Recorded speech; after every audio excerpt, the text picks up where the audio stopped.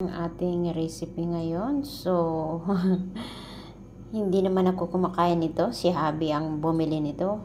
So, di ko alam kung paano ko lulutuin. Pero, may paraan ako kung paano ko ito gagawin. So, ayan guys. Start na tayo. So, ayan guys. Pinakuluan natin sa tubig muna na may asin at saka bawang at luya para mawala yung langsa. Itatapon natin yan guys, saka natin igigisa. Yan. That is first time I cooking this like this guys. Guys, tinapon na natin ang unang nilagaan niya. Ayan, igigisa na natin. Ito na guys, igigisa natin sa oil na hapla. Ayan guys.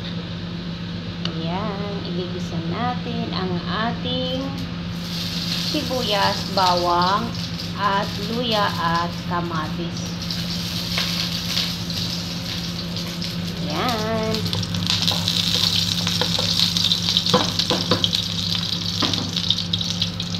Unahin natin ang luya at saka bawang.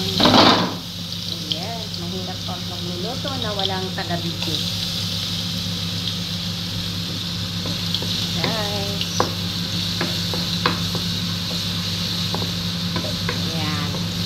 Magandang oil sa pagluluto guys. Masarap din yan sa paggawa ng parata o kubos o chapati. Itong oil na to mga kapatid. Ayan, titimplahin na natin mga kapatid ang ating masarap na seafood.